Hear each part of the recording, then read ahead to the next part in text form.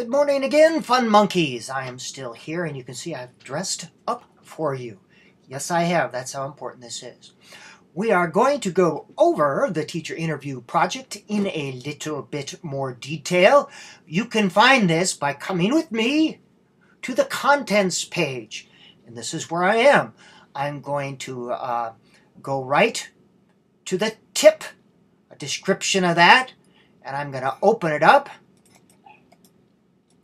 See me open it up there? And it comes up on Mac.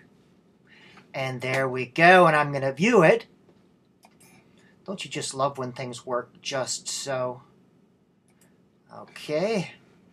Probably at 200. There you go. All right. Teacher interview project. That means there's something involving a teacher and something involving an interview, and it's a project. You will interview 2 special ed teachers in person or via email, Skype, by phone. Now, you can find these teachers anywhere. You may want to start looking right now if you want to get a school district locally, but really ask yourself, what do I want to find out? What am I curious about? This project is not for me. It's for you to move you further down the road. Now, if you wait too long to contact teachers, they may be out for the year. If that is the case, you can go to Australia or New Zealand via the magic of the internet. All right? And don't wait for a teacher to respond. You may want to try 3 or 4 and have some, backup, because sometimes they don't always respond in a timely manner, especially towards the end of school. So do that. You will be designing an interview, all right?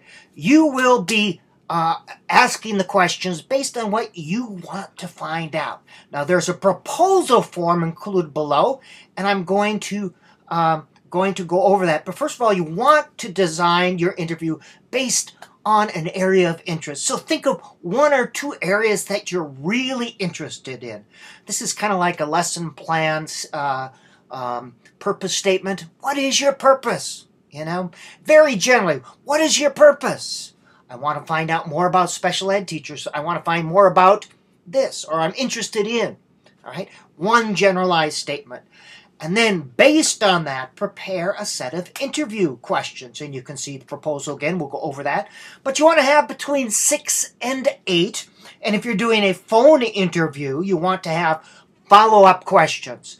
Phone interviews, Skype interviews, personal interviews. You want to have follow-up questions in mind. If you're doing an email interview, which is great, still have the follow-up questions, but you'll be sending them after they send their responses to you, okay?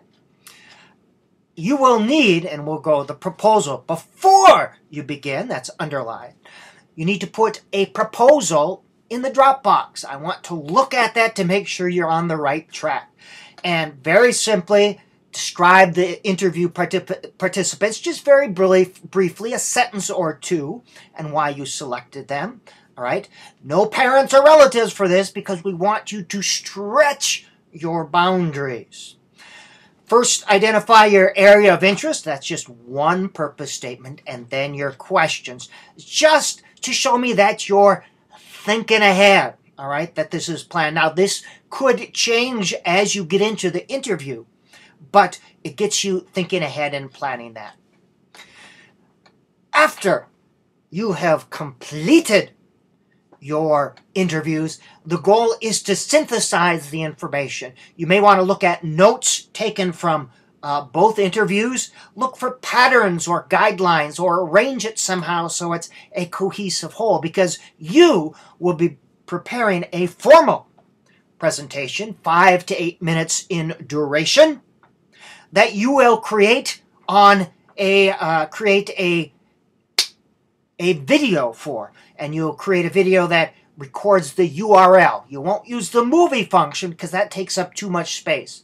But use Jing or Screencast or Screencast-O-Matic. That will record it to a URL someplace out there on the web. You just give me the link and I can put it up there and people can easily download this. All right. Along with this, you're going to send me a detailed outline, just kind of what you're going to cover. This shows me that you've thought through this and that you have form and structure. Again, as I said, you need to synthesize the information. I have 3 teachers, only 2. During the school year, I have 3 teachers, but since this is a condensed session, I'm only going to look at 2. All right? The onus is on you, not me. Oh, I've got onus on me to create structure and present the information in an organized and coherent way.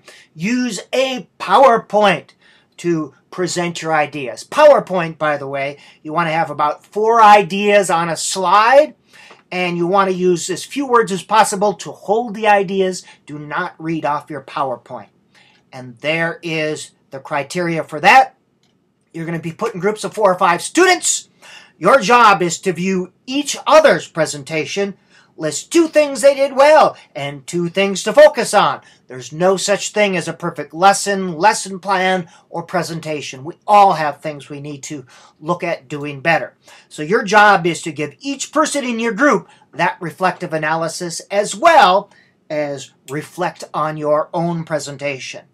You'll email that directly to the person, and you'll cut and paste all your reflective analysis on one Word document and send it unto me via the Dropbox so that I can see all of yours. All right? Reflective analysis.